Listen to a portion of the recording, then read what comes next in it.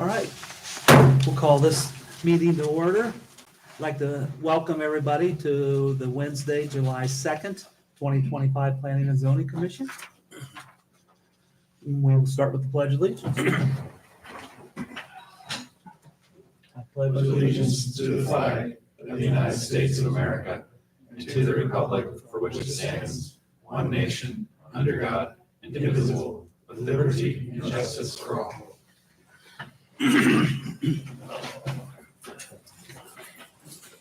Next on the docket is roll call. Mr. Boggs. Mr. Bush. Here. Mr. Burring. Here. Mr. Mancino. Here. Ms. Rogers. Mr. Smiley. Here. Mr. Truax. Here. Okay, we have a quorum. Next is old business. Any old business, Jack, on the topic? We'll have the preliminary plan. Preliminary plan, okay. So, starting with old business is the preliminary plan application PP-25-001 that needs to be removed from the table. I will make a motion to remove it. Do we have a motion to second? Second. All right. Discussion? Roll? Mr. Burring. Yes. Mr. Smiley. Yes. Mr. Bush. Yes. Mr. Truax. Yes. Mr. Mancino. Yes. Okay. Jack? All right, so this is preliminary plan application PP 25001. We are looking at just over 24 acres. It's on the north side of Broad Street here, just to the east of Coriolis Drive, as well as this small parcel here directly on Coriolis. So there's two properties. One's about 23.77 acres, currently zoned general business. On the property, there's an existing tree line along the north rear property line and the east side property line with about 2 tree stands along the south frontage. The second lot is 0.33 acres, also zoned general business. It's currently occupied by the access drive from Coriolis Drive to the existing uses that are adjacent to the south. So the request is the applicant's requesting approval of a preliminary plan for Pataskala Point, which is to include the creation of 8 commercial lots and the creation of 2 private streets. Apologies to say private there. One of those being Warrior Way and CJ Lane. It's a straight subdivision utilizing the current general business zoning district. All eventual lots and users on the site have to comply with the requirements of the GB zoning and other requirements of Pataskala Code as they apply. A little bit so just a quick summary. So site statistics, it's 23.764 acres in total. Acreage is going to be in the right of way. They're going to dedicate 2.213 acres as right of way along East Broad Street with no reserve areas. The minimum lot requirements would be per the GB code. They're proposing 8 lots total. Maximum lot occupancy can exceed 85% of those lot areas. The minimum lot size is 20,000 square feet in GB with a minimum lot width of 100 feet. Here's a look at their proposed subdivision of land. So going from west to east, we have the large lot 1 here, wrapped around the back, 2, 3, 4, 5, and then 6, 7, 8 going all the way to the rear on the west side. The setbacks will also be per the GB requirements, that being from the front 50 feet. On the side, when they're abutting residential districts, that'll be 35 feet for structures and 25 for paved areas. And when they're abutting non-residential, it'll be on the west side and the interior lines. It's 25 feet for structures and 10 feet for paved areas. On the rear, when they're abutting residential, that's 35 feet for structures and 25 for paved areas. And when it's abutting non-residential or the interior lot lines will be 30 feet for the structures and 10 feet for paved areas. So here's kind of another look at the proposed subdivision of land. This one's also showing the easement that will cover the private streets and the common access drives. As far as roadways goes, all streets are going to be private and maintained by the owners association. They're going to be creating 2 new private streets, Warrior Way and CJ Lane. They'll have a westbound right turn lane at each of these streets. And there's also going to be additional right in and right out at the east end of the development into lot 8. There's also going to be an 8-foot asphalt multi-use path along the frontage of Broad Street. Here's kind of looking at those proposed private streets. We're coming in off of Coriolis, extending that access drive east. And then down here to Broad Street, where it'll be adjacent to One Healthy Place, the Licking Memorial Medical Facility here, but there's already a stoplight. We'll have a right in, right out on the east side. then a right in, right in, right out on the east, and right in, right out on the west, just to the east side. here's kind of an exhibit of the right-of-way improvements. Each one will have a westbound right turn lane into the property. Same thing on the west side. Landscaping and screening, that'll all have to be per the general business code. That'll happen when each lot has to be installed on each lot as it develops. On the sides, when they're abutting a residential use, that has to be L3 or L4. The same with the rear, if it's abutting a residential use, has to be L3 or L4. That being a minimum 6-foot tall screen, either being a fence or vegetation, along with one tree every 30 feet. There's going to be regional stormwater facilities. They're going to be located on the north side, lots 2 through 4. Final size and configuration of those are going to be decided with the construction plans, depending on what those lots develop as. Again, there's going to be an 8-foot asphalt wide path along Broad Street within an easement to the city, and then additional right-of-way dedicated along Broad Street. Looks like that slide duplicated. Looks like a couple of them duplicated here. So as part of our review, staff would offer the following comments. So we reviewed the plans, have a full list of comments attached to your staff report there. Just a couple items of note from that. For section 1283.07C, all commercial subdivisions shall provide a minimum landscape distance of 40 feet perpendicular to the right-of-way and landscape to the L2 standard. That's a requirement for a commercial subdivision. It had to be installed as part of the infrastructure improvements for the site. Also, for perimeter screening for each lot, that only becomes effective when each lot develops. Should lots 2 through 5 develop before lot 1, we do have some concerns that would not be adequate screening between the adjacent residential uses on the north side. We'd like to see some more information regarding what screening is proposed and when it would be installed. Again, this is a straight subdivision of land using the existing zoning. Any proposed uses must meet the minimum requirements of Pataskala code. That being all permitted and conditional uses in the general business district will apply here. Property is also in the TCOD, the Transportation Corridor Overlay District. So all proposed developments want to come back to the Planning and Zoning Commission for a TCOD application as each lot develops. If the preliminary plan is approved, their next steps will be construction plans. They'll be handled administratively. Then they'll come back for a final development plan at Planning and Zoning Commission. And then after that, they'll construct the improvements. It'll be platted. And then for each lot as it develops, they'll have to do a TCOD and come back to Planning and Zoning Commission. Preliminary plan is valid for 2 years after the last signature on the plans. They may request an extension prior to that expiration date. It'll come back to Planning and Zoning Commission if that's the case. The Public Service Department has some comments. The traffic engineer hasn't completed the full review of the traffic study. However, since we know what improvements they're going to be installing, really the only thing the traffic study is going to be finalizing is the details of those turn lanes. They did have a second comment in your report there, but after further review, they decided that was no longer applicable. Same would go for the city engineer's comments. They looked at it a little more after the staff reports came out, and they decided those comments were no longer applicable. The utility department just had a comment about relocating a tapping sleeve and a valve for the water line to form a loop. USPS, the Postal Service would like to know where any cluster mailboxes are going to go, and they'll have to approve those before they're installed. Didn't receive any comments from any other departments or agencies. Did receive one neighbor comment from the owners of 1366 Harold Stewart Parkway, so they weren't able to make it tonight. They did have some concerns with the screening along the north of their property line. Their letter is on your dais there. So for surrounding properties to the north, we have R7, which is single family homes, the Hazelwood subdivision. To the east is zone multifamily, which is currently undeveloped. On the south side, we have general business in the city, which is the medical offices.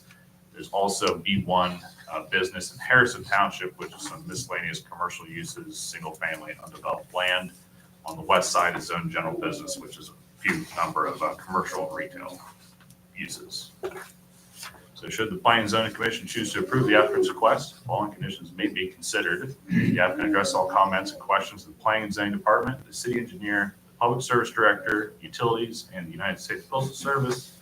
After all comments and questions have been addressed, the applicant shall submit a Mylar copy of the revised preliminary plan to the Planning and Zoning Department for signature and records. And 3, pursuant to section 1113.13 of Pataskala Code, the preliminary development plan shall be valid for a period of 2 years from the date of the latest signature. If you have any questions, I'd be happy to answer those. Thank you, Jay. Start with questions. Alex?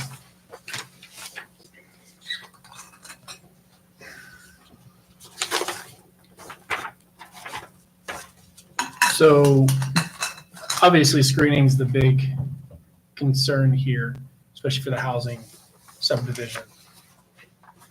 In the plan, I'm looking at this, is lot 5, I guess, I'll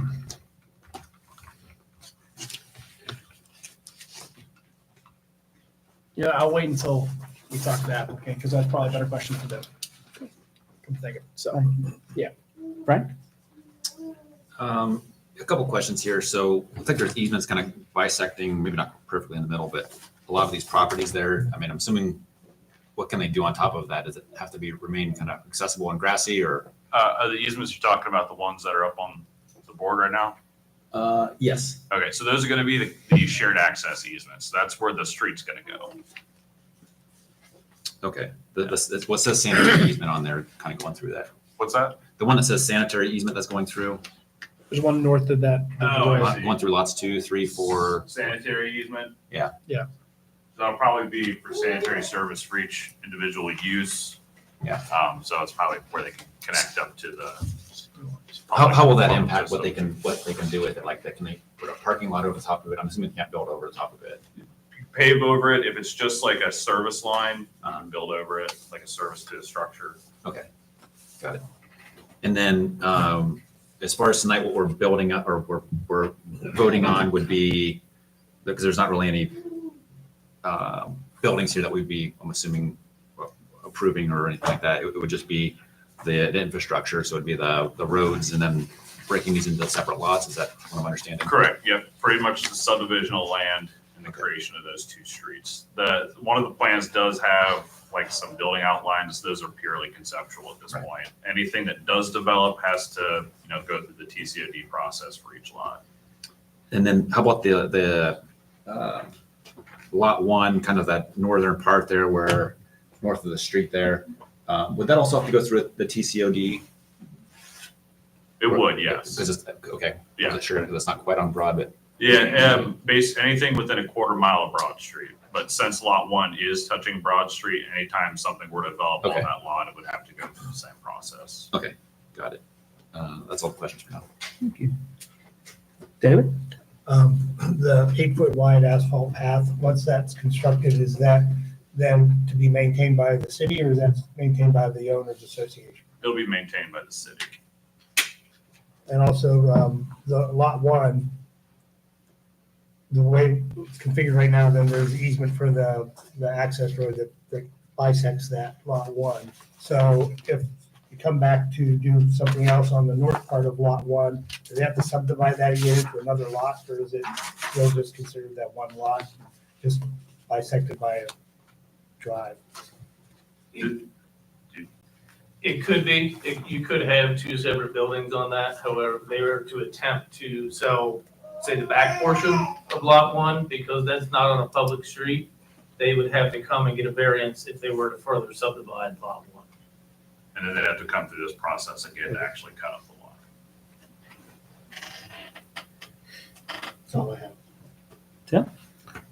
Tagging off of him, lot 1 kind of on that picture there goes up and then makes that triangle. Is that correct? Is your mouse visible? If you move your mouse, is it visible in there? Good, that's nice and big. Can you kind of identify, just for identity purposes, Warrior Way and the CJ Lane? So Warrior Way will be the main drag through here, east to west, and then curving down to connect. CJ Lane is the one just to the east of lot 1. How about above lot 6 and 7? So that's going to be a common access drive. It's not really a street per se. It's just a shared access through the adjoining properties. If those were to develop, then they can have cross access to get to Warrior Way. Understood. That's all. I don't have any questions right now. Everybody pretty much asked the questions that I had, so.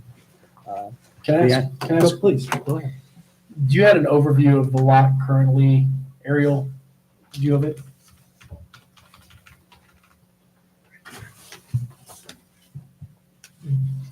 Just looking at this, would the tree line that currently exists, if they developed all the way to lot 5, does it appear that that would be affected by any of the lot 5 development? Like, would they actually do anything there on that lot? Or could they do anything on that lot to affect the tree line there? The one on the north side? Yeah. Or would it remain in basically unaffected, or would they be able to alter that if they weren't doing anything on lot one? So they could, per code, they have to have that 6-foot screen with a tree every 30 feet. They could try and use the existing vegetation, but we didn't really have any details on what that proposal would be. But I'm saying, like, if they weren't developing lot one, so let's say, because it says that every time they develop a lot, they have to then go through a process and everything, and then that's when they would put the actual screening up, right? So if they were developing lot 5, would they be able to do anything to this screening that is already present on lot 1 in the process of building on lot 5? The reason why I'm asking that question is because if they remove the trees in the process of developing lot 5, then we lose the screening completely and they have no recourse to actually rebuild it until they build on lot 1. And so I just want to make sure that's not a thing that can happen. So if they were to develop on lot 5, since we go through the TCOD and because there's the roadway through there, there'd be a separate lot and all the screening would be localized to lot 5. Right. If they were to develop lot 1, that's where we'd have to look at the entire screening for the entire property. That's where we would look at that northern property line, and they could do L3, L4 if they were proposing to use the existing trees. We would probably request they do a tree survey just so we can identify the quality of the trees. Are they living? Are they dying? Just to know if 75% are dead or scrubbed, then maybe they need to beat that up. But we won't truly know until lot 1 develops, but it probably should be addressed as part of this process. Yeah, and I guess Figure out, what I was really getting at is, like, could they, when they're developing lot 5, could they go in and cut down all the tree line, even though they're not developing lot 1? And then they don't have to put up any actual screening because lot 5 is far enough away from the residential that it doesn't require.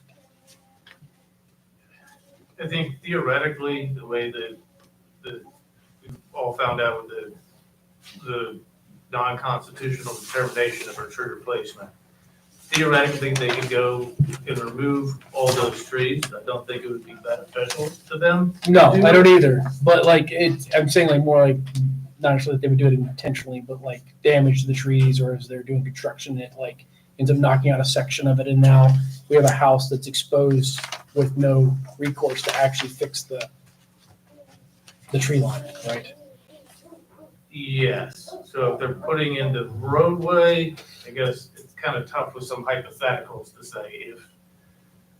So I think as part of that, it might behoove them to put it in a preservation zone or some easement of something to kind of dictate how they're gonna address those trees. Are they keeping them? Are they removing them? Just so we're all on the same page. Should something happen, is there a responsibility from the applicant to replace those?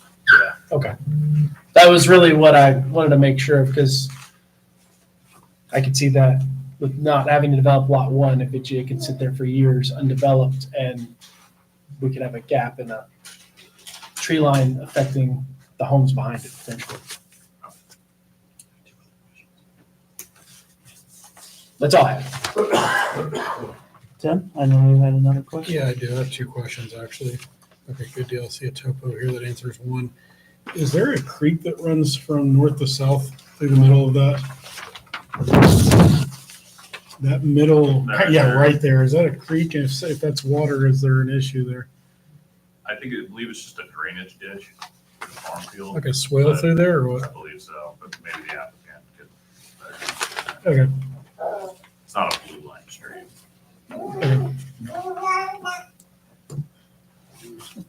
Any questions? Okay. Any discussions on the questions real quick before we move to the applicant? Okay. So the applicant's here, Yes. name, Connie Bruno. I swear and affirm that testimony about the truth, the truth, and nothing but the truth, so help me God. I do. PO Box 991, Pataskala. Following all the rules, not here to argue about any of those. We've got the zoning. We're not asking to vary from any of it. The concern about the tree line, it's a great healthy tree line at the north. Our plan is to put that in preservation zone as suggested by the Jack's staff report. And right, on lot one, as you can imagine on this site, the real treasure of it is, since it's a commercial site, will be a long broad post. So that's why the lots are hovered and basically geared toward Broad. And we want to be shielded from the residential so that we have privacy and they have privacy. So that's why we actually made lot one somewhat like that, because it's right now not even intended, we have no real use for it right now. I'm sure down the road it can be developed and will be, but the majority of this property is looking at the lots along Broad. We have had our traffic study. We've followed all the rules with that, and we've got all the recommendations to go with that. So I don't have any other things to say unless you have a question or if anybody has, any audience has a question. Thank you. Stick around. Thank you. David? I don't have any questions for you. Any preliminary thoughts on what kind of businesses you're looking for in there? Things that will serve Pataskala, other than just pizza shops. Things that we need, maybe some restaurants, other things, that type of thing. Okay. Yeah. That's all, thank you. Hold on. Tying into the creek question, I do notice, and I was just zooming in here to see it, it looks like that's a runoff from that neighborhood of some sort, because it looks like there's a cut in there too.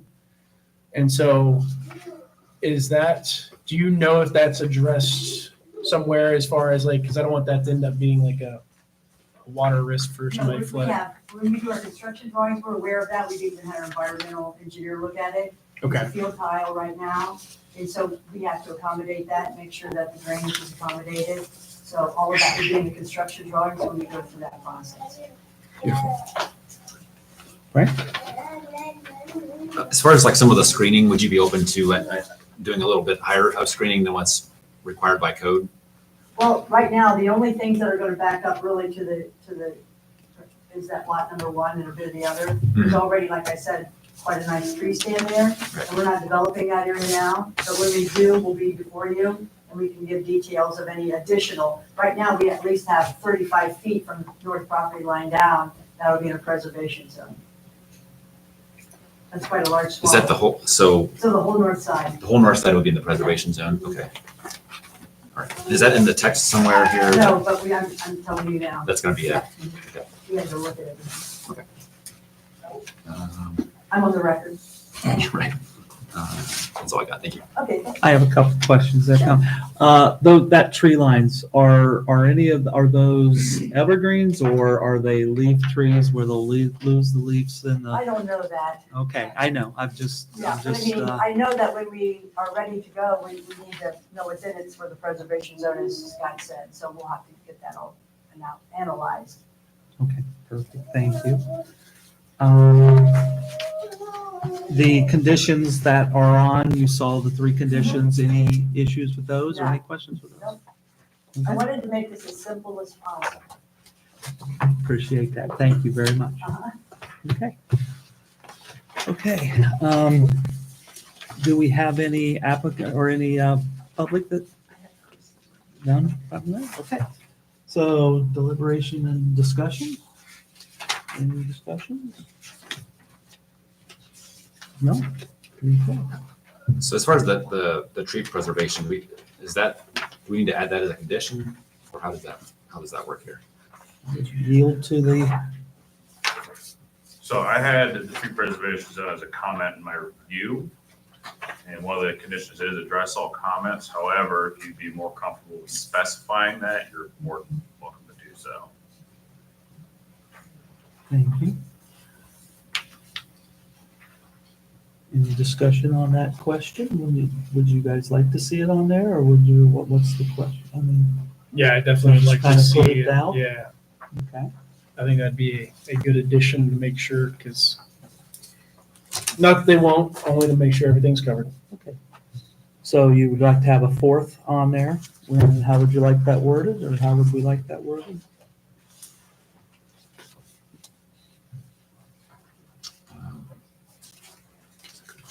I don't know, maintaining tree preservation zone along the north edge of lot one.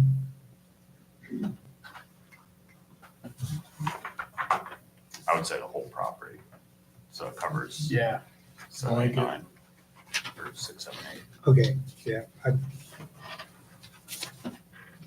Along all lots. We need to specify a width or anything like that on there, or Yeah, do we need to specify the width, you said? is there a need to specify width on Is that? there a need to specify the width on that? 35 feet was mentioned? Yes. 35 feet? Okay. To the applicant, is that, That's perfect. okay. Okay, any other discussions? Are we ready to make a motion on this?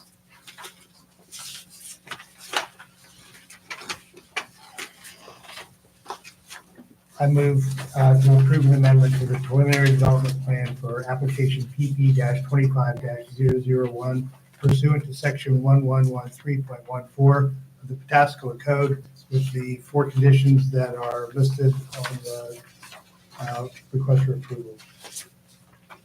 Thank you, David. Second. Alex, got that one? Thank you. Discussion on that? Okay. Roll. Mr. Smiley. Yes. Mr. Bush. Yes. Mr. Truax. Yes? Mr. Brewery. Yes. Mr. Mancino. Yes. Okay, Thank you very much. motion is passed.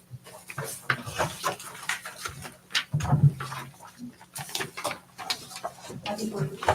Thank you. Before we get into new business, would we like to introduce Michaela? We'll do that. At the end? Okay, okay, so moving on to new business, we have the Transportation Corridor Overlay District TCOD 25-01. And they have requested that to be tabled, so I'll put a motion to table Transportation Corridor TCOD 25-01. Second. Discussion? Roll? Mr. Bush. Yes. Mr. Smiley. Yes. Mr. Brewery. Yes. Mr. Mancino. Yes. Mr. Truax. Yes. Okay, motion is passed.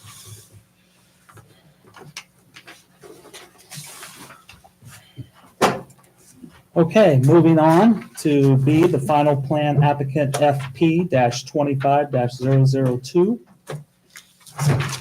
Of course, so like I said, this is a final plan application for phase 2 of the Scenic View Plan Development District. The applicant's requesting approval of final plan pursuant to section 1255.14 of the Pataskala Code to allow for the 43 lot phase 2 of Scenic View Estates. So if you take a look here, we're looking at the parcel that's currently outlined in yellow. Directly adjacent to the west, you've got phase 1 of Scenic View Estates. So it's about 136 acres. The whole thing's 60 lots. We're looking at 43 lots for phase 2. The original zoning was approved in November of 2020 for single-family homes and accessed by a combination of private roads and common access drives. A gross density of 0.44 units per acre. There's no acreage in reserve. The intent behind the subdivision was to kind of preserve as much of the natural character of the area as possible through having large lots and no through streets. The final plan for phase 1 was approved in March of 2022. Here's kind of a look at the existing conditions on the site. Couldn't fit the whole thing right, so it's flipped. North is to your right on the screen here where this arrow is. So you can see there's a lot of topography on the site, various wetlands and streams throughout. It's a permitted use. It's only single family homes. Lot sizes are minimum of 1 acre. There's a minimum lot width at the front building setback line of 75 feet. Setbacks per the approved preliminary plan are 50 feet from the right of way or from the front lot line for flag lots. Sides are 20 feet, the rear is 35. Here's kind of a look at the proposed subdivision of land here. Again, north is in the area here on the right side of your screen. You've got these private streets coming off of the existing streets into cul-de-sacs with common access drives running back that all the driveways to the houses will connect to. Dwelling sizes, there's a minimum of 1,500 square foot for one-story homes. Anything other than that, there's a minimum of 2,000 square feet with a 600 square foot minimum basement. This was adopted prior to the impact fees and the residential appearance standards, so they are not subject to those. And then here's another look at the proposed subdivision land. You can see the blue shaded areas here being the wetlands areas. There's also some streams through here as well. And here's a look at the gate that'll be out front of all of the private streets going into the subdivision. Part of our review, staff would offer the following comments. The construction plans have yet to be approved. The revised plans to address the last remaining comments were submitted June 20th. Actually, I just got the resubmittal to that today, so that's been sent out to get the last remaining comments back checked by our engineer in the utility department. Per the code, you can't actually be considered approved until the construction plans are approved, but we have added a condition for the Planning and Zoning Commission to address this. That means they can't start any construction until the actual construction plans are finalized and signed. And the final plan doesn't actually become approved per se until those are finally signed. We did have a couple other comments, provide an itemized list of changes in the final development plan that differ from the preliminary plan, show the adjacent zoning districts and jurisdictional boundaries on the plan. I want to see the proposed names of the common access drives like they are on phase 1. Add some language for the wetland buffers on the plan that was in the final plan for phase 1. They just copy it over.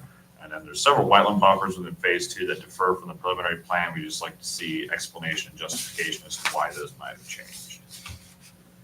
Following approval by the Planning and Zoning Commission, the construction plans by city staff, the applicant may schedule a pre-con and begin construction. Once all public improvements have been completed and accepted by city council, they may plat the subdivision land and start selling the lots.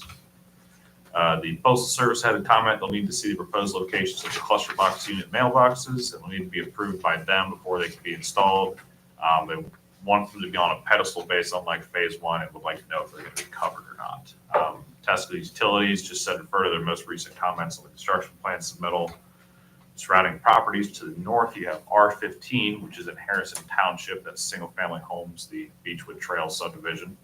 To the east is also R15 in Harrison Township. Again, single family homes at Beechwood Trails. To the south is R7 Village Single Family Residential in the city. That's single family homes in the Hazelwood subdivision.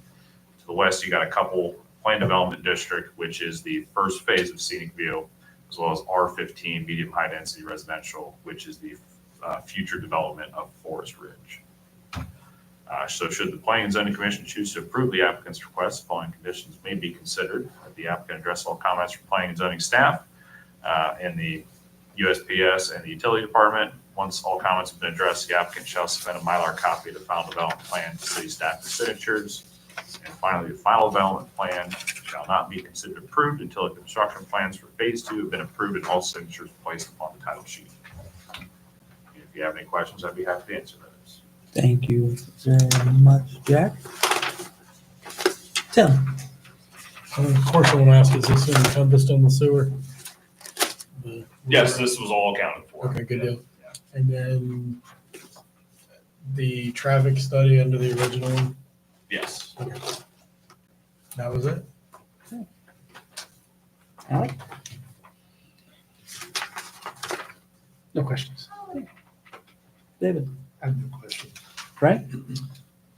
What's the timeline on, you said the construction plans still have yet to be approved, what's the timeline on that? So I just got revisions for them back today and sent them out to our engineer for them to back check. I think there was 3 comments remaining, so. Okay. Relatively quickly. Is it typical that we would be making a vote before those would be approved, or? The code does allow for conditional approval of construction plans. Typically, if there's just a couple remaining that are simple back check items that we can move the final plan forward pending the final approval of the construction plans and then approve the final plan. So code does allow it, but it's usually just for kind of minor tweaks to the construction plan to finalize those. Okay. But just to make sure it doesn't move forward beyond that, that's why the condition was placed. Are there any concerns with any of the remaining items then? No, Nothing. from what I saw, they were relatively minor things. And when we talked to the engineer, or the utility department and the engineer, they indicated that they're fine with the final plan moving forward because their comments were so minor. That's all I have. Thank you. And if anything doesn't meet, then nothing happens then because it has to meet all city standards and requirements, right? Yeah, can't move forward without the construction plans being signed. Perfect. Any other questions for staff? Okay, is the applicant here? We'll ask for your name and address and be sworn in, please. Gary Smith, Chief of Planning Design, 720 East Broad Street, Columbus, Ohio. Do you swear or affirm the testimony you're about to give is the truth, the whole truth, and nothing but the truth, so help you God? I do. Thank you. Good evening, members of the Planning Commission. It's actually been a while since I've seen you guys, been in front of you, since actually the last time I think was when we approved phase one. And so we're excited to get this moving forward. We've looked through, Scott's staff's suggestions. We agree with those. And as a matter of fact, for Scott, Jack, I'll reach out to you guys tomorrow just to set up a meeting early next week so we can get those things resolved. Just a couple of small things. I can go through just real quickly some of the changes. What I can tell you, so in regards to like the development text. So we made some changes in the development text between the preliminary development plan and the phase one final development plan approvals. And we have redline copies of that, and I'm sure probably Scott still does in his files as well. We have not made any changes to the development text for phase two. So the only thing we did, for phase two was just change the wording from phase one to phase two. So no substantive changes to the text. There have been a few minor changes to the plans. They didn't really affect the lot sizes or the number of lots or anything like that.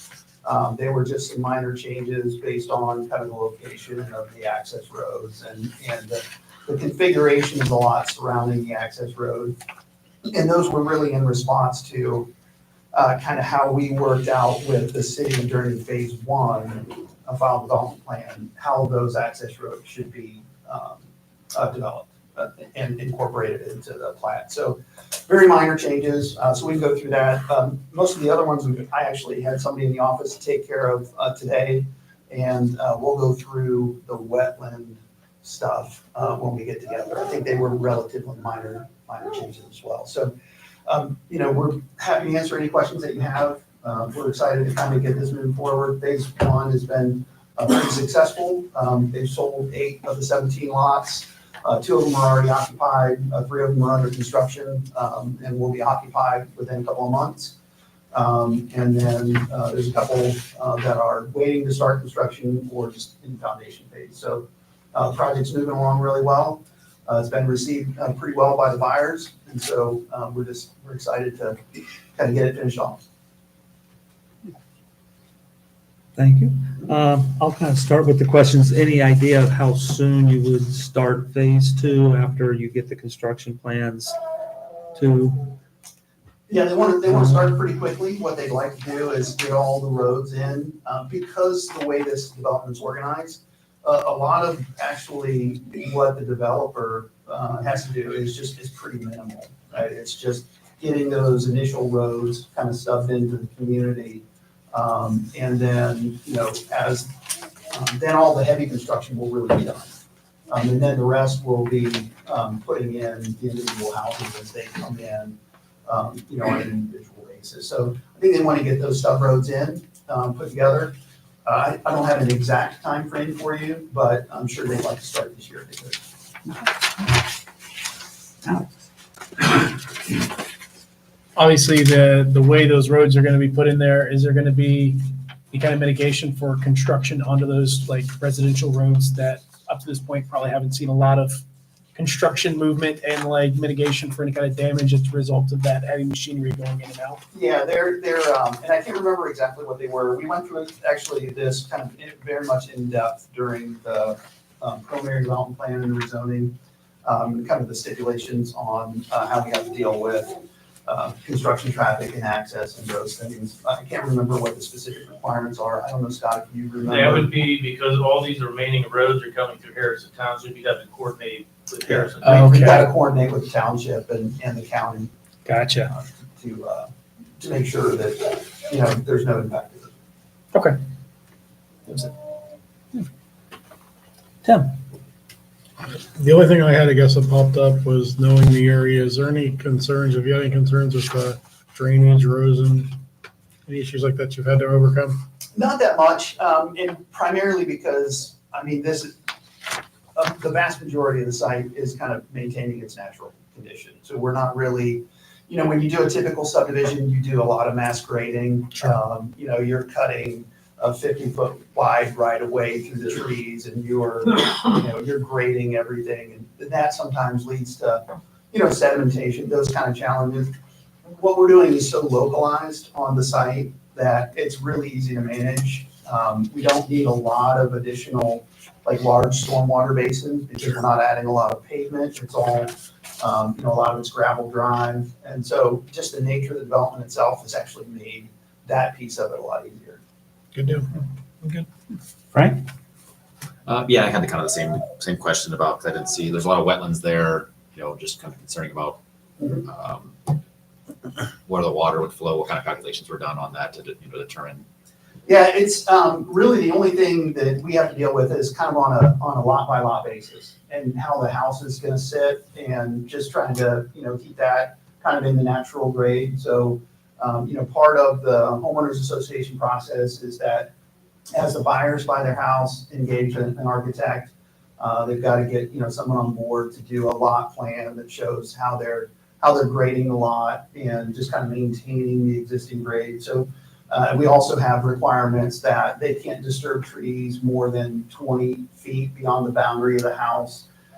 So really, there's a lot of focus on just making sure that the natural environment stays natural, for everybody's value, essentially. I mean, this subdivision is really for people who want large lot in the woods, very natural, try to preserve all of the wetlands that we can. We have had a couple of disturbances just for access, to make sure we could get access through in a couple of locations. We had one in phase one, those kind of things. But the vast majority, 95% of everything is really being preserved on the site. Thank you. I have no questions. Thank you. So I have no questions right now. Stick around though. Maybe, do we have any speakers for this one? Okay. Thank you very much. So deliberation, discussion. All right. If I can ask a question for staff, would you share that same view on the stormwater aspect of this? Any concerns with flooding on the property or causing something downstream? So the stormwater calculations were submitted as part of the construction plan, so our engineer has reviewed that, and they haven't gotten any comments back on, there were issues with it or anything like that. Okay. Any other discussions? Are we ready to make a motion? I move to approve application number FP-25-001 pursuant to section 1225.13 Pataskala Code with the 3 above modifications to be required for approval. Thank you, Alex. I second. Thank you, David. Discussion? Okay. Roll. Mr. Mancino, Yes. Mr. Smiley, Yes. Mr. Rowing, Yes. Mr. Bush, Yes. Mr. Truax. Yes. Motion is passed.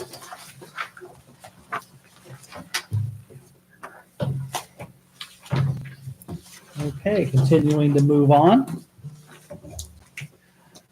We are now on C, zoning amendment ZON-25-004.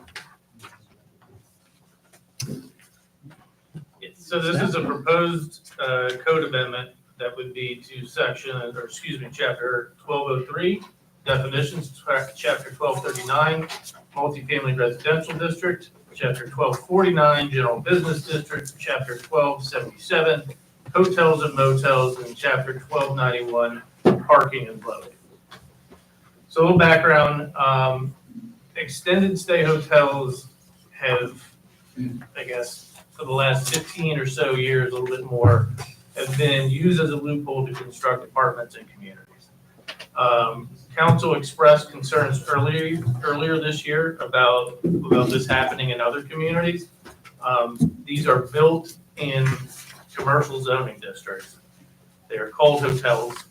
They're constructed, and the state law requires that if you construct it as a hotel based upon building code and it's licensed as a hotel, it is therefore a hotel. And then in a lot of zoning codes, a hotel is permitted in a general business district, but they are in essence put out as apartments, and that's legal. So that's kind of found a loophole, and council's expressed a concern for trying to close that loophole. When this is done, it creates issues with zoning related to density issues, parking issues, lot size issues. So as I mentioned, the state law changed, and now you can use an extended stay hotel. And when we think of an extended stay hotel, you would go in, there would be a front desk, and you go into your room and there's a bed and a TV and towels and sheets. There's none of this in some of these. So it's basically an apartment. You can go in, say, I want this, sign a 1-year lease, and it's functioning as an apartment, completely legal as long as it was built for the building code as a hotel and licensed as such.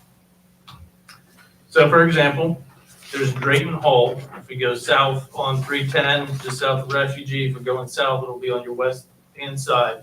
This is a 240-unit extended stay hotel. This was commercial, constructed as a hotel, licensed as a hotel, but you can go online now and find it marketed as apartments with a 1-year lease.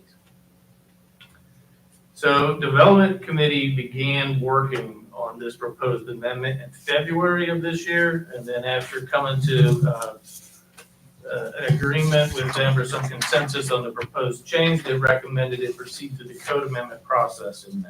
So we'll do a quick summary of kind of the high level changes to the code. So the definition of dwelling, hotel was added, that essentially a guest room or suite within a hotel or an extended stay hotel.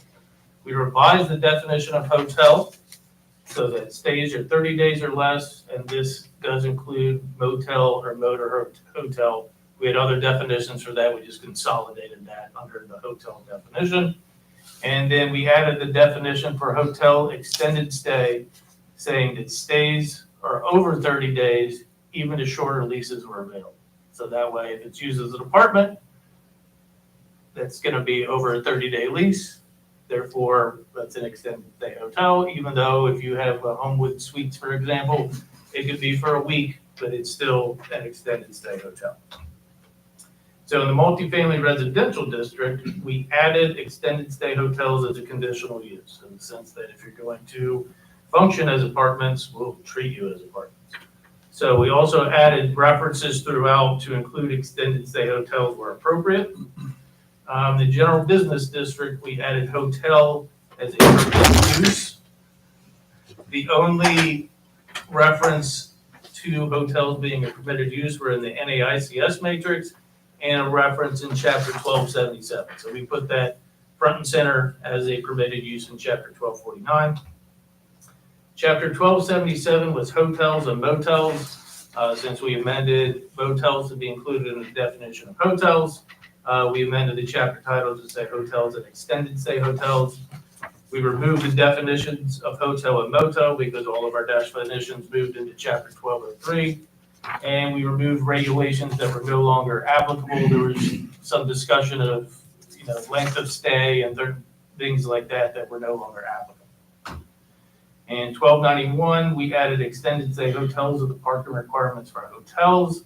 We didn't add them to the parking requirements for apartments because the ones for hotels were more restrictive. So that apartments say 2 for every apartment. This says 2 for every guest room or suite plus an additional, I think it was a space for every 5 units. So then you have that additional, if they're going to be apartments, you have guest parking spaces.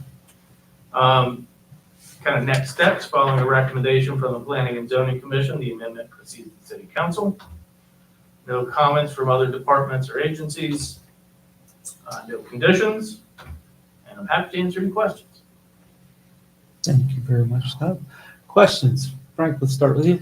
Yeah, it might be a little dense here. I'm trying to understand. So it's adding the definition of extended stay hotel. I'm trying to understand how this prevents that from happening there? So with an extended stay hotel, that's for a stay 30 days or more. This hotel is 30 days or less. This is more than 30 days.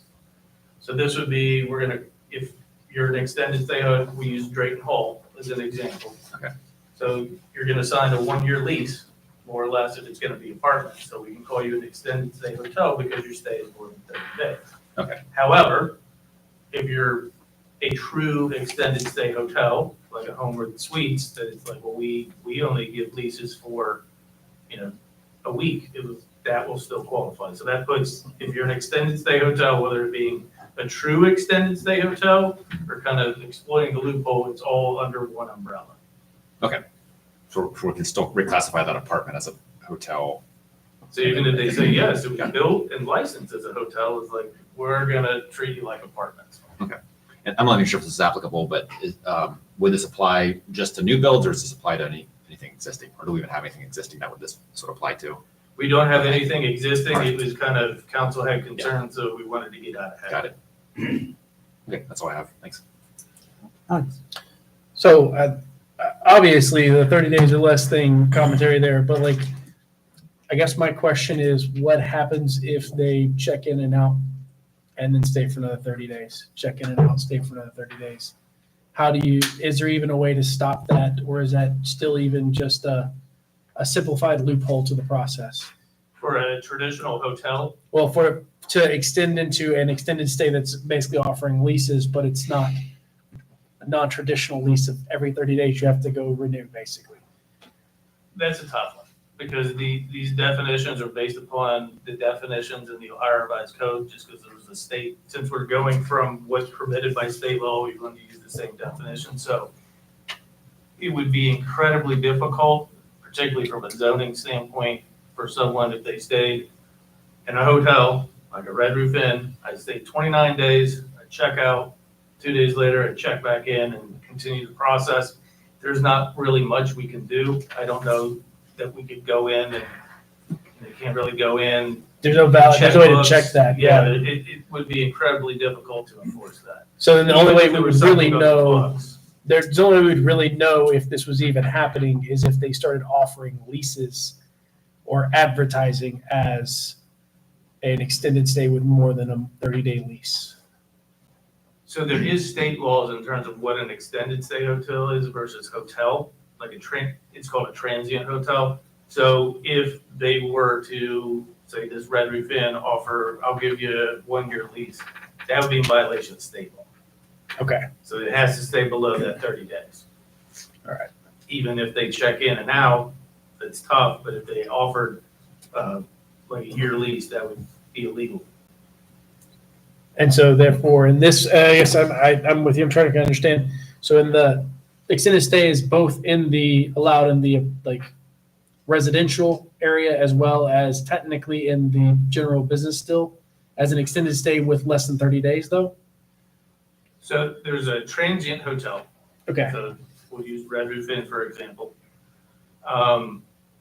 That would be permitted in the general business district.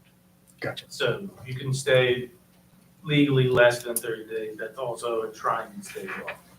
With the extended stay hotels, that if they were gonna use the Drayton Hall, for example, it's like, well, yes, you found a loophole to say it's licensed and constructed as a hotel, but it's functioning as apartments. So that's in the multifamily district, and that's where that's conditionally permitted. Hotels, transient hotels are permitted in general business, so they're separated.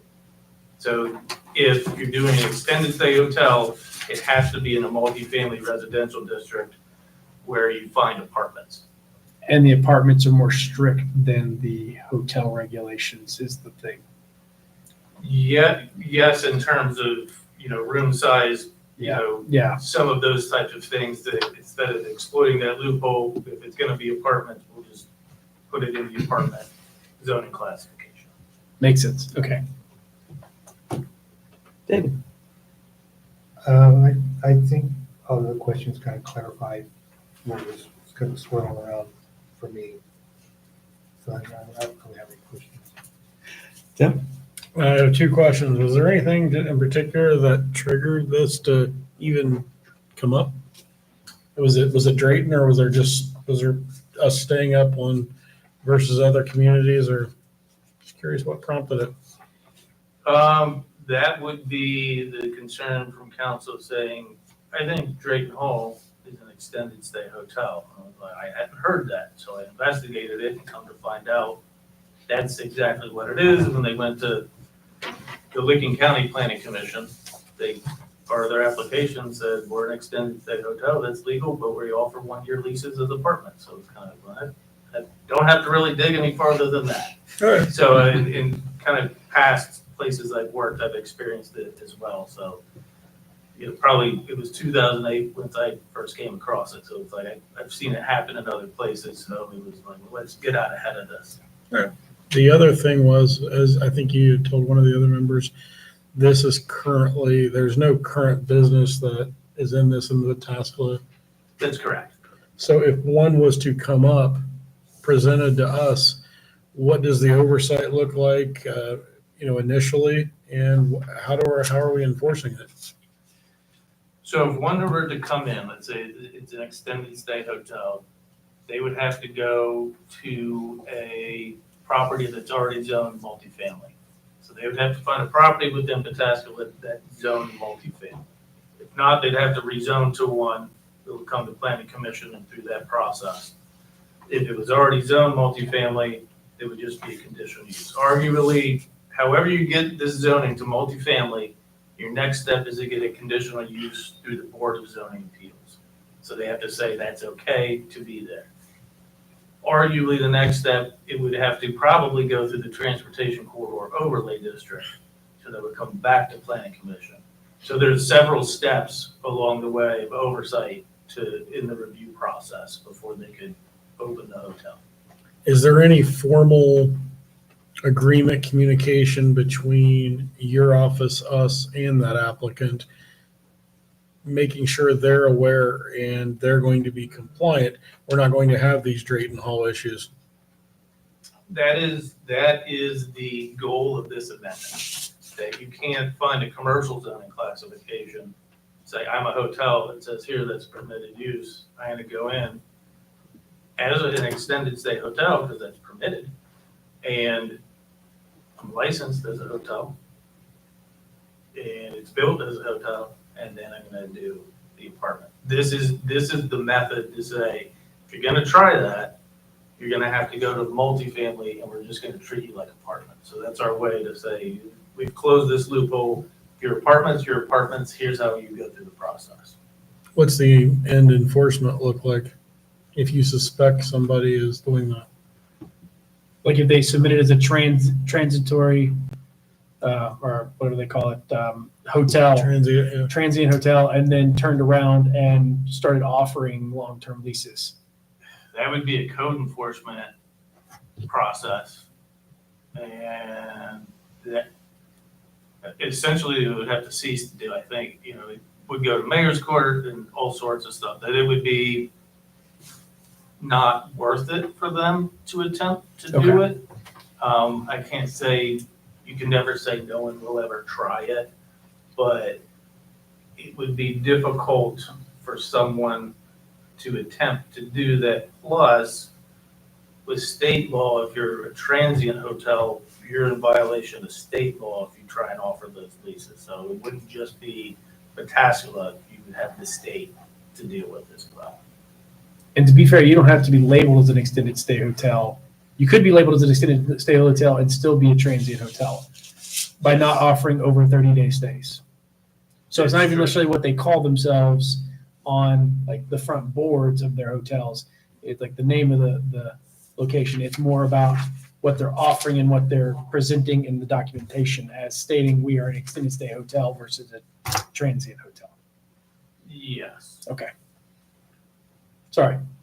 So correct me, just to kind of put this is to keep someone going in as a hotel and then building apartments. More or less. Like in summation, it was like, if you're gonna do Drayton Hall, you need to go to a multifamily district. Just one last question. What does your office have a take on, we have a lot of businesses around us, the whole, Facebook, who knows what's happening with Intel up there. But there is a lot of businesses that might want to bring their employees in for 3-6 months at a time. Maybe it's training, maybe it's whatever it might be, and legitimate. You might consider it extended. It's not. It would be temporary housing for them. Would that kind of stuff fall into this, or any issues there? So Airbnbs are not permitted. That if someone were going to do an extended stay hotel, they would still have to go through the appropriate processes. But what I see as an issue with Pataskala in getting those is that we don't have frontage on an interstate. So a lot of the hotels we're seeing are down near 70. Sure. There's a new one up near 161 that it's not to say we couldn't have one in the middle of town. I just don't foresee it in the near future. And the regulations for the commercial district are like somewhat more lenient than they would be for multifamily as far as density goes. So, for example, building a multifamily, you have to have a certain lot size to get the number of units. I think it's like you have to have 4,370 some square feet of lot area per unit. Whereas in general business, you could use 85% of the lot area. So Makes they'd be sense. able to just squeeze in as many as they could in that area and still meet the requirements of code. Now we're closing that loophole. If it's an extended stay hotel, you just can't be in general business. You gotta go to all that. Yeah. It doesn't sound like we're gonna be fighting off much of it anyway. I wouldn't think so, just due to that we don't have that frontage on the Yeah. interstate that was kind of not really a concern at this time. As growth happens, it's not to say this won't come up, but if you start to see those, there's still avenues that a true extended stay hotel could come in and still, prosper within Pataskala. It would kind of just take a different route. The one that came to mind for me was the old Shamrock, and I'm sitting here thinking there was people that lived there. I mean, the hotel, no, it's not a hotel. Mhm. I don't expect that to happen here, but you never know. Right. I'm good. Okay, so with that, I will make a motion then I move that we recommend the approval of application number ZON-25-004 pursuant to section 1217.10 of the Pataskala Code, and there was no modifications. Second. Thank you, Frank. Discussion? Roll? Mr. Truax, Yes. Mr. Bush, Yes. Mr. Smiley, Yes. Mr. Burry, Yes. Mr. Mancino. Yes.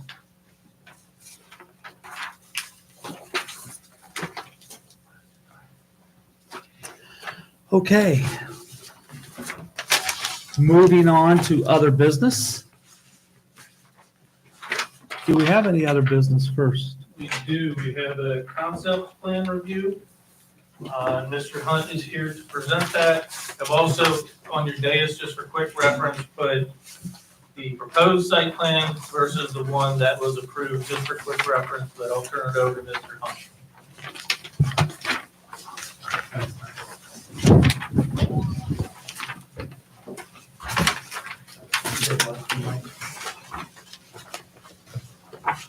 Left and right. Do I need to give my name and address? Sure. Yes. My name's Eddie Hunt with Addison Properties. Address 3401 Enterprise Parkway. Do we need to swear in then? I don't know that we need to swear in because it's not a formal application.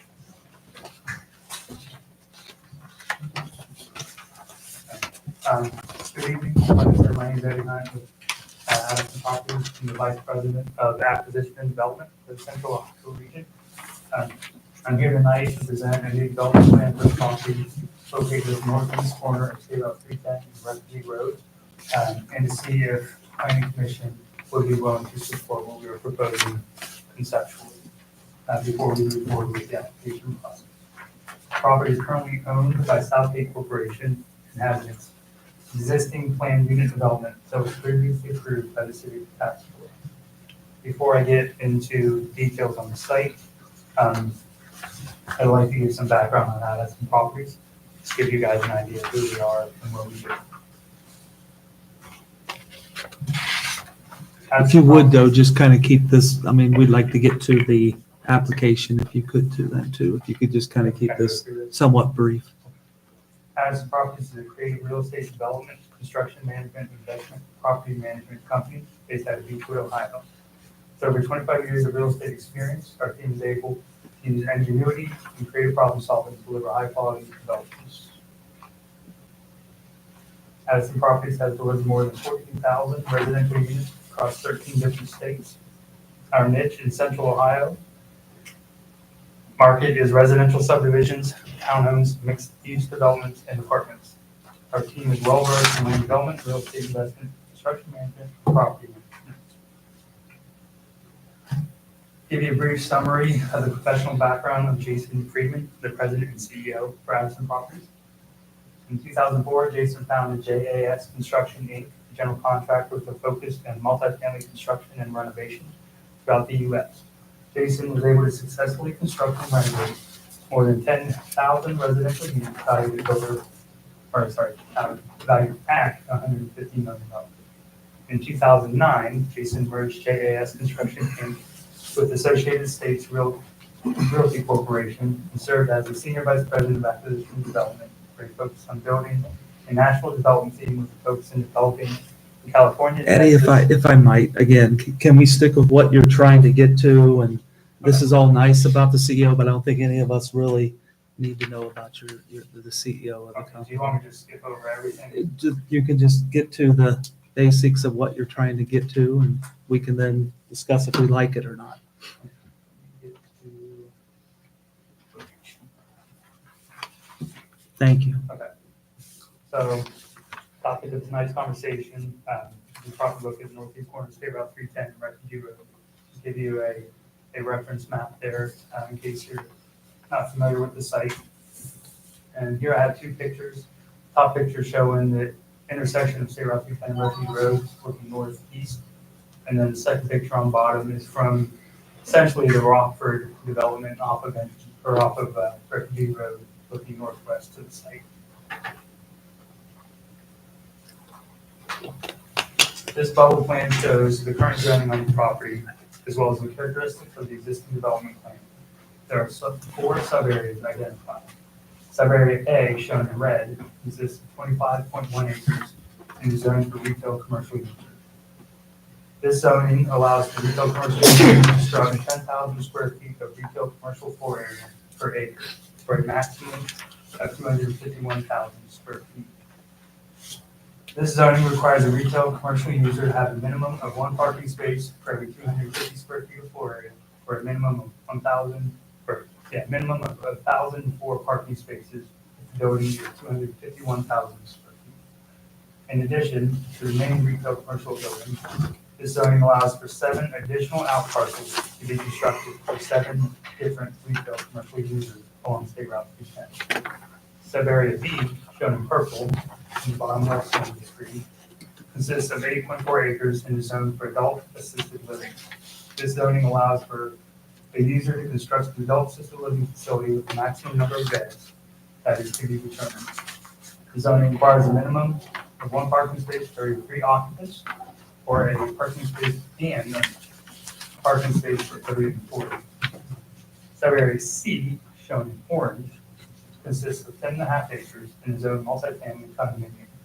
This zoning allows for multifamily condominium developers to construct a maximum of 52 multifamily condominium units with a maximum density of 5 units to an acre.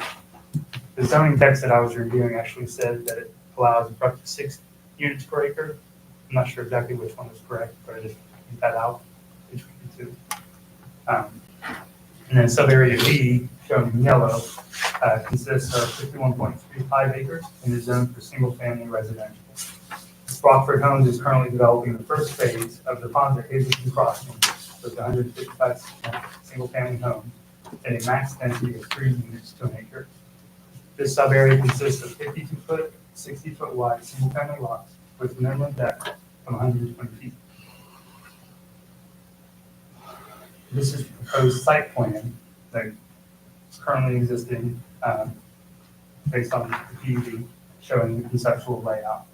There's 155 single-family homes on the eastern half of the property an adult assisted living facility in the northwest corner of the property, multifamily condominium layout with 52 units in the middle of the property, and a 163,000 square foot retail commercial building with 688 parking spaces at the intersection of State Route 310 and Refugee Road. There's an additional 7 undeveloped out parcels along the frontage of State Route 310 shown on this plan. This is an aerial photo of the Meyer Store and Target Shopping Center on Broad Street in Blackwood. This is the Meyer Store is a 192,948 square foot shopping center on approximately 32 acres with 5 developed parcels. The Target Shopping Center is a 182,605 square foot shopping center on approximately 28 acres with 5 developed out parcels. Both of these sites have a very large building footprint, excessive asphalt parking lot, and minimal landscaping.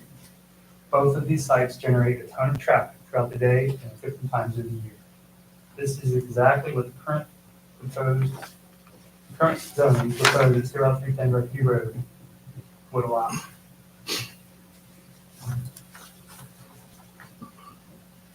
There are 2 areas of concern that have been brought to my attention during my discussion with various city officials and council members regarding this site.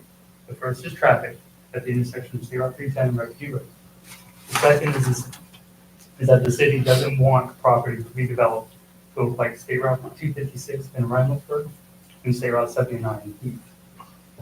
They said that they want more of a low volume, comfortable feel to it, neighborhood friendly. The MHD prepared a traffic impact study based on the existing zoning and the associated site plan for the property in June 2020. The average daily traffic for sub-areas is shown here. The 163,000 square foot shopping center was projected to have an average daily traffic of 8,382 vehicles a day. The 7 out parcels, they modeled a 78,900 square foot building that was projected to have 5,118 vehicles per day. The nursing home, which they projected at 84,000 square foot building, had 488 vehicles per day. Multifamily, which is 50 units, had a projected 338 vehicles per day. And then, of course, the single families to the back, the 155 single family residential units had a 1,556 vehicles per day average daily traffic. When combined in total, they had 15,882 vehicles coming and going from the site as a whole per day.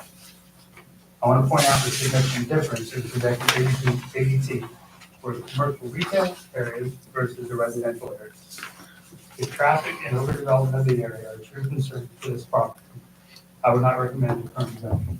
Our proposed development will produce significantly less traffic, will be much more aesthetically pleasing, and will be more sustainable over time.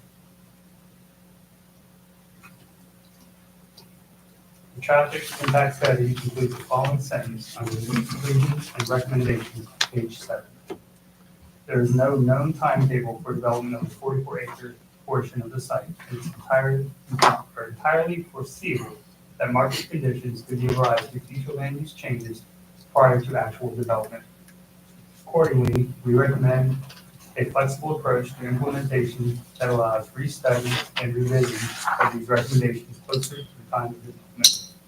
Moreover, these recommendations shall be re-examined and subject to modification in the event the uses or intensity of uses in subareas A, B, or C are modified from the attached preliminary development plan. Page 8 of the traffic impact study outlines all the recommended traffic improvements that would be required if the existing preliminary development plan were approved. These recommendations include the following improvements. At State Route 310, the main entrance the main entrance going into the subdivision off of State Route 310, it would require a traffic signal, southbound left turn lane, and northbound right turn lane. On State Route 310 and the right in, right out access point to 7 out parcels. So that's between that main entrance off of 310 and Refugee Road. And northbound right turn lane would be required to be built. On Refugee Road and the south entrance to commercial retail sub-area, and eastbound left turn lanes and center lane improvements along Refugee Road would be required.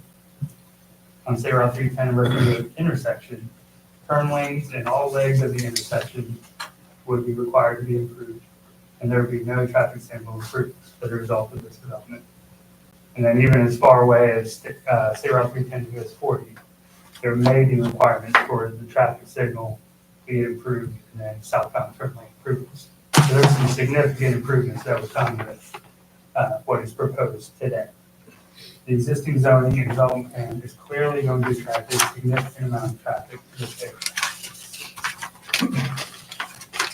As you guys are probably already aware, the city of Pataskala was forced to come to an agreement with the existing developer regarding the implementation of the recommended improvements in the form of a traffic MOU.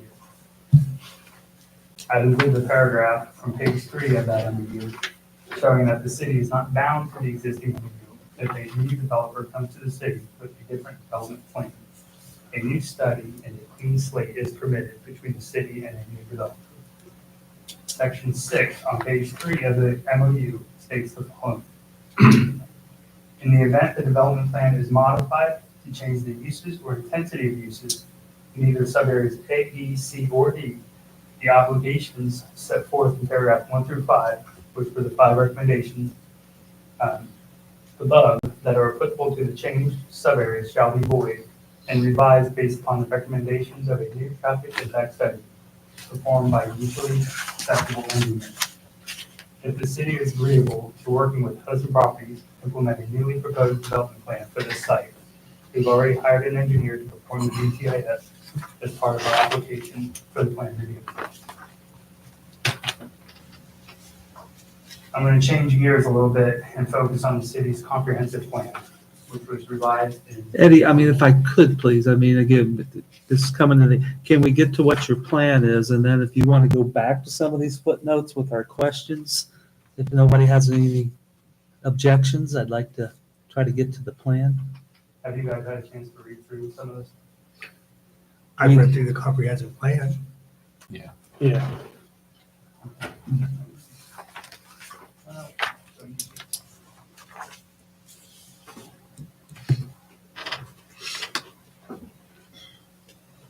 I mean, this is proposal. That's why I'd like to try to get to your proposal, and then you can hear from us what our concerns are, and then take that back. This was all kind of building up to what we were proposing in support of it, but.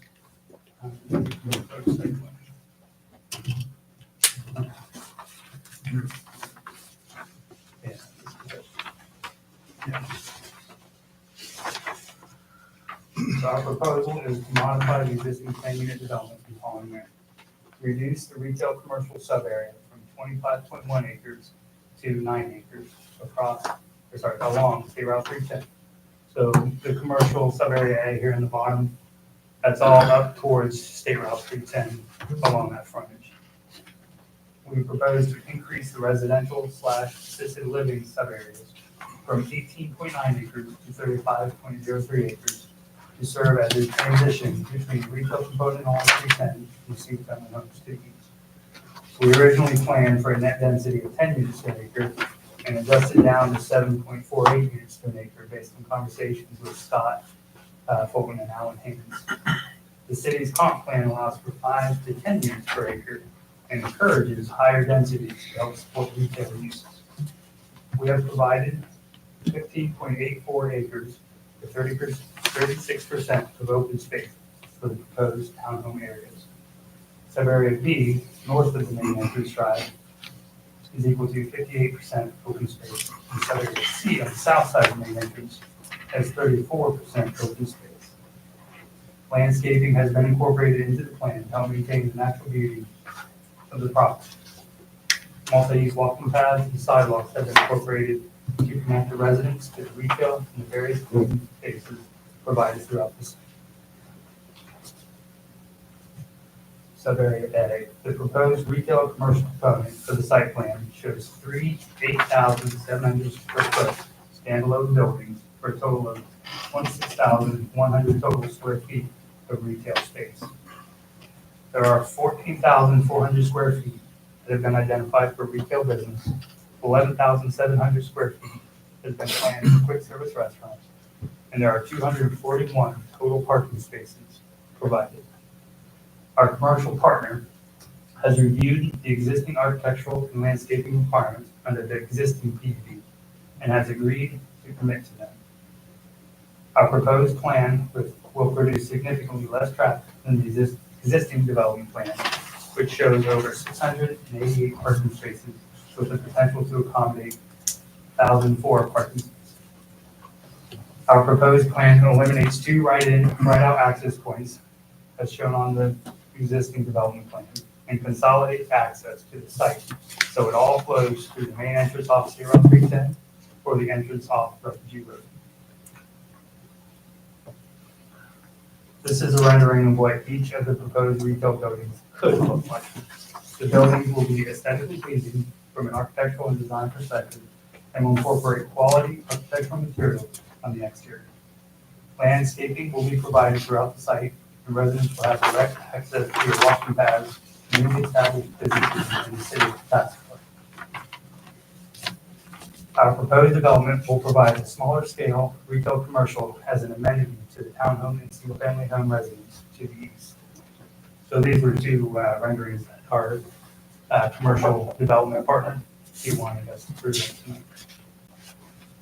And he actually owns a couple of different units throughout Central Ohio in other areas. This is a look at the layout for sub-area B, which, as I said, is located on the north side of the main entrance. This sub-area reflects 131 townhomes and has 58% green space. As you can see, there's sidewalks, multi-use paths, and landscaping incorporated throughout to connect the various green space areas and residents with ultimately commercial users 1 through 10. Sub-area C, which is located on the south side of the main entrance. This shows 130 townhome units and has 34% green space.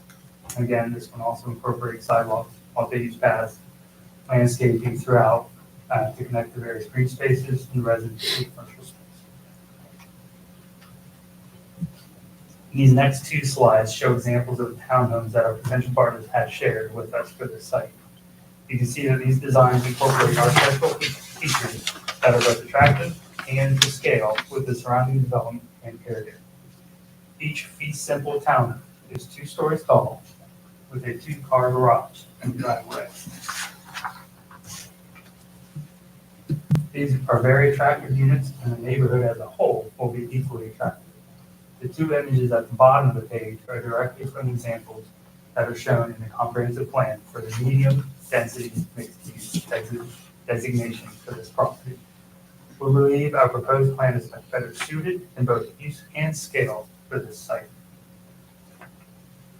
I don't know, do you want me to go through the risk management and some of the benefits, or did you just? It's up to staff.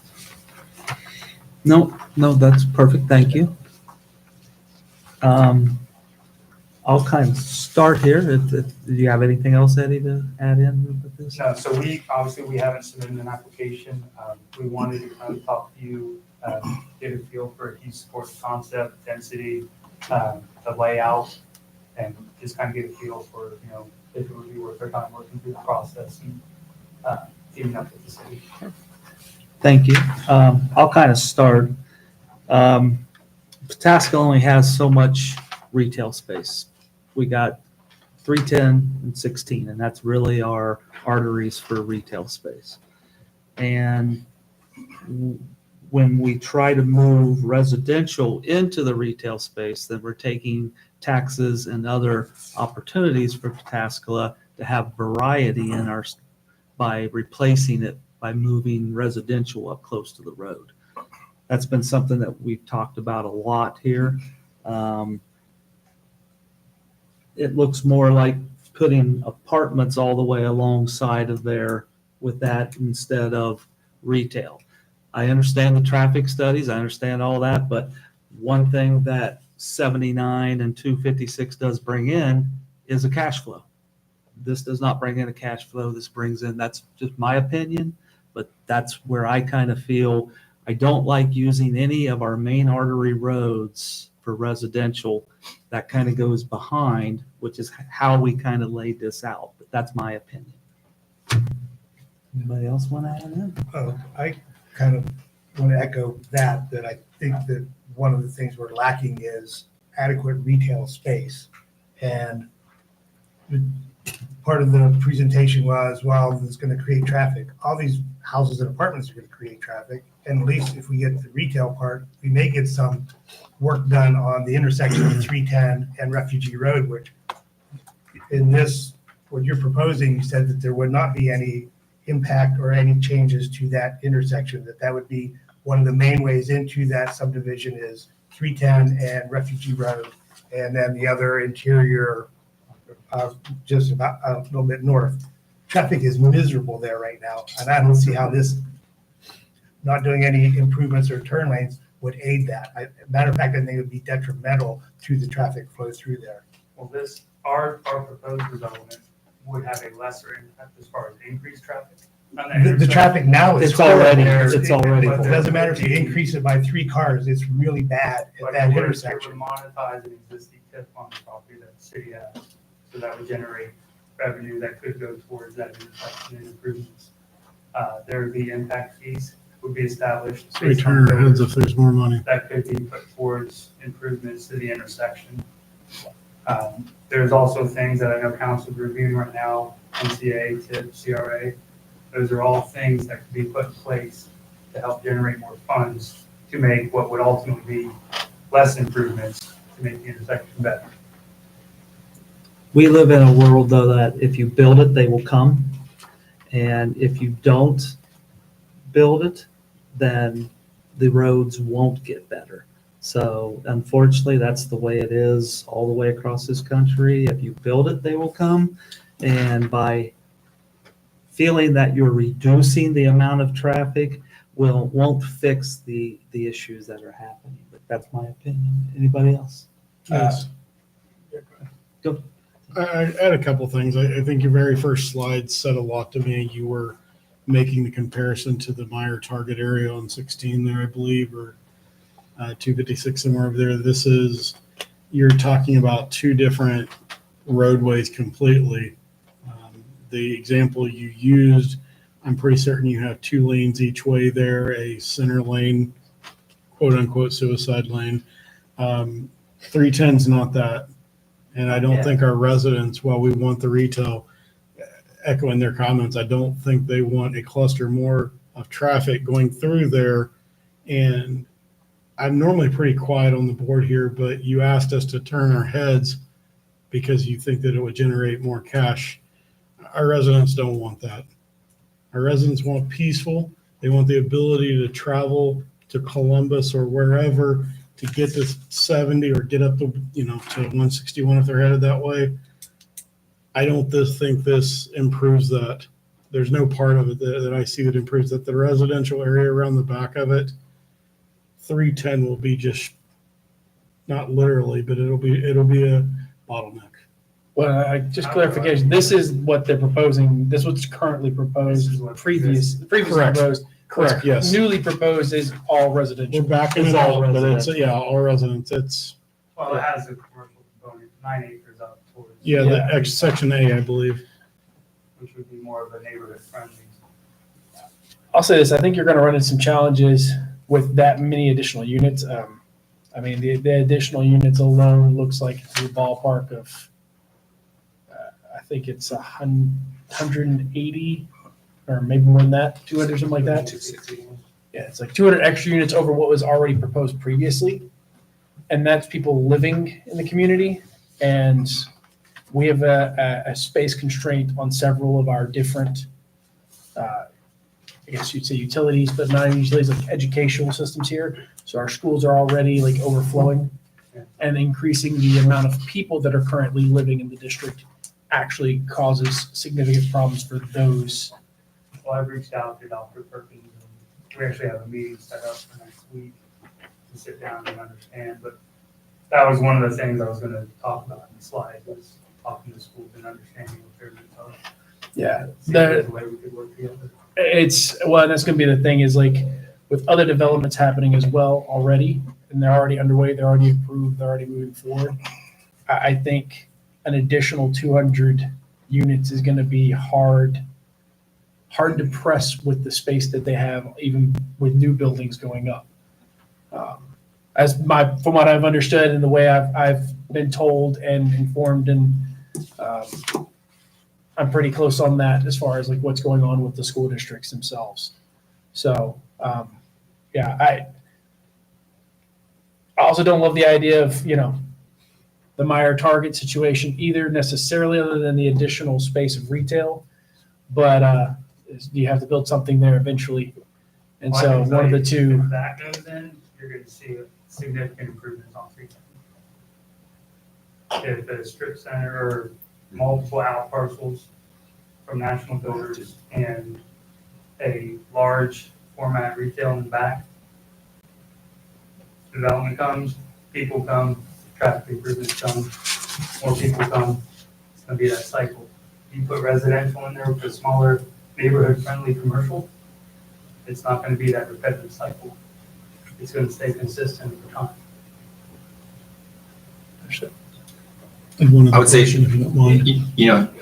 if you do bring it to council or bring it back to us, give us some examples of that where that's worked. Because I don't think we're kind of buying that. Well, I would. There I would might be refer some. to Yeah. State Route 79. Yeah. Once used to be a dirt road. Well, you've given us the counter. I want an example where that really worked well, What we're proposing. yeah. Uh-huh. And then, just to kind of echo off some of them, I don't hate the idea of killing the large retail in the back there. I kind of like the little up in the front where you had kind of those, that unit that has maybe 7 buildings in there, a few of those. Yeah. I wouldn't mind adding kind of like with our first proposal of the evening here, where it kind of had the individual buildings there as well, kind of the larger establishments, maybe having a few of those in there, maybe in lieu of that large retail in the back. But I did share the concerns with, we're kind of substituting one problem for another. That's probably not the right way to phrase it, but there's challenges either way, and I understand that. So can I ask a question? So you guys are not the original developer of that property. So when did you, acquire or take We over? have it under contract. Okay. So we got it under contract in February.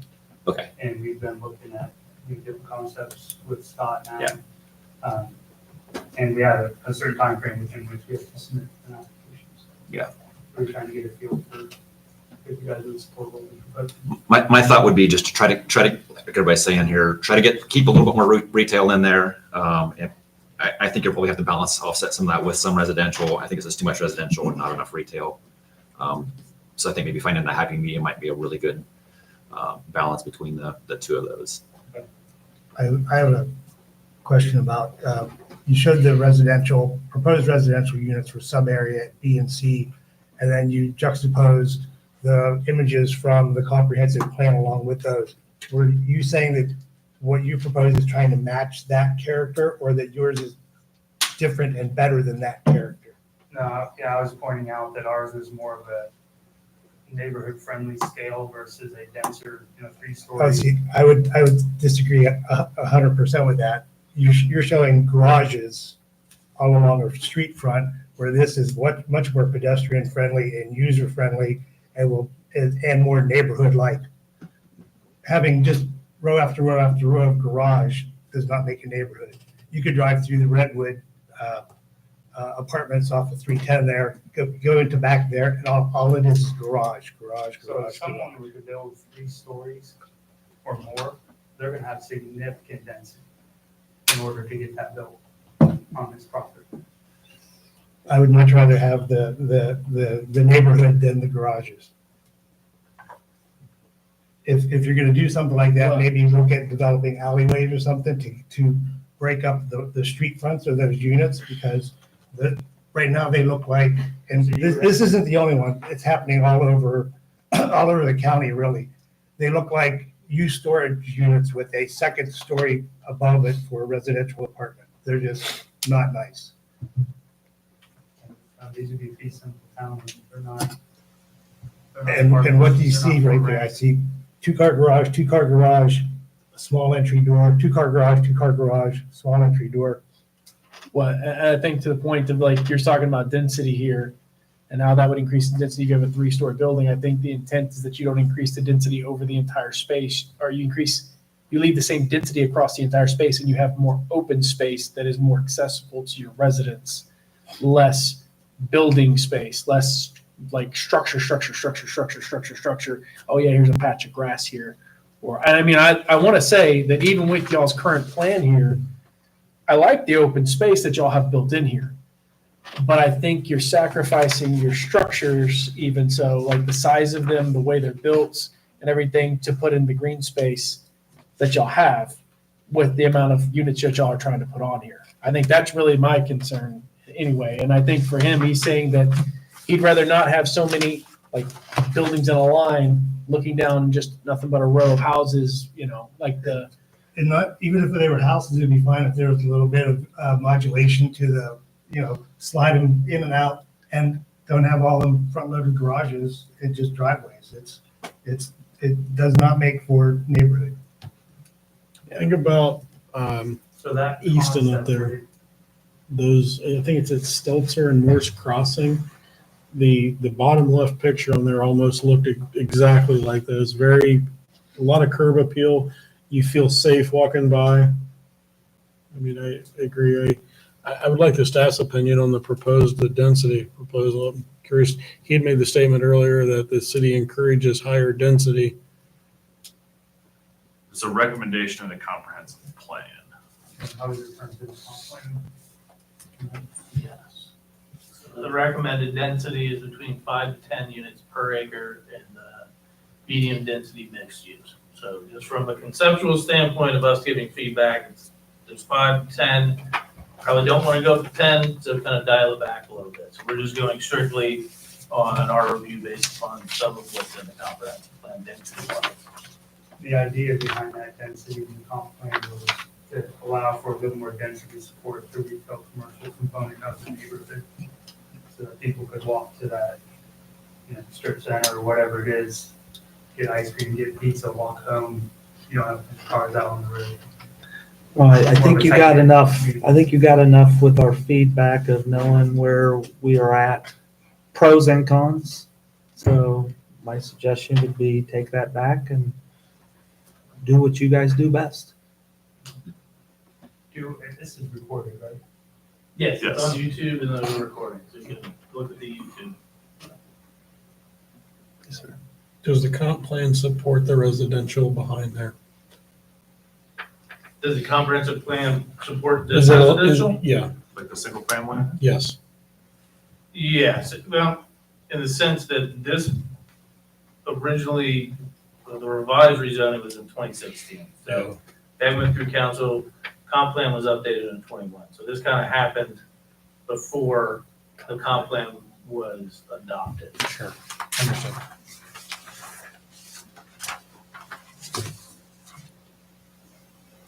That work for you, Eddie? Thank you very much. Yes, thank you. I appreciate Yeah, it. giving thank us a chance to have input. Thank you. Yeah.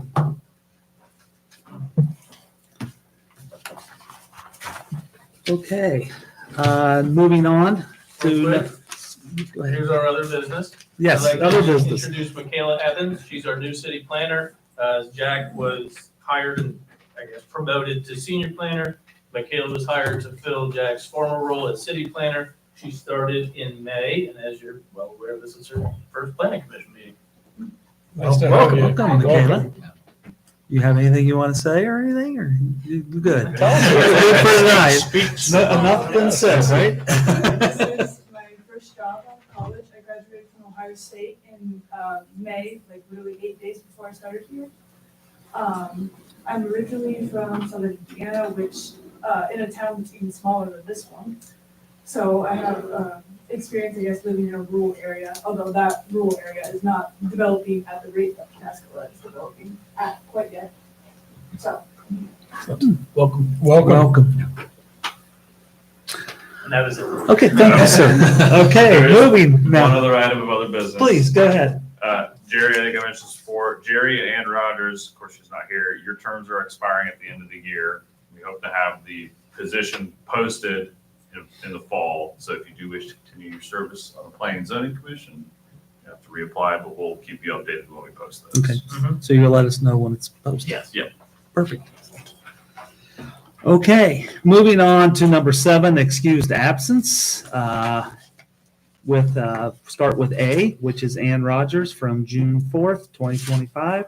I'll move that we excuse Ann's absence. I second. Roll? Mr. Burry, Yes. Mr. Mancino, Yes. Mr. Smiley, Yes. Mr. Bush, Yes. Mr. Truax. Yes. B is that fella Jerry Truax that also needs to be excused from June 4th, 2025's regular meeting. I move that we excuse Jerry Truax from the June 4th meeting. Second. Thank you very much, Alex. Roll? Mr. Smiley, Yes. Mr. Burry, Yes. Mr. Bush, Yes. Mr. Truax, Abstain? Mr. Mancino. Yes. And final on the excused absences is Rick Boggs from the June 4th, 2025 regular meeting. And I again will move that we excuse Rick Boggs from the June 4th, 2025 meeting. Second? Roll? Mr. Smiley, Yes. Mr. Bush, Yes. Mr. Truax. Yes. Mr. Burry, Yes. Mr. Mancino. Yes. Perfect. Now to number 8. Has everybody had a chance to take a look at the meeting minutes from June 4th, 2027? If so, is there any changes or anything that needs to be corrected? It's a light crew. Okay. 4 minutes. That's a all-time record. You took my record from me. I will move that we approve the meeting minutes from June 4th, 2025, regular meeting minutes. Second? A little redundant. Thank you, Frank. Roll? Mr. Bush, Yes. Mr. Smiley, Yes. Mr. Burry, Yes. Mr. Mancino, Yes. Mr. Truax. Yes. And final but not least, well, it's mine, so who wants it? I Number 9. move we adjourn to Wednesday, August 6th, 2025. Thank you, Tim. Second? Thank you, Frank. Roll? Mr. Truax, Yes. Mr. Mancino, Yes. Mr. Burry, Yes. Mr. Smiley, Yes. Mr. Bush. Yes. And we are adjourned.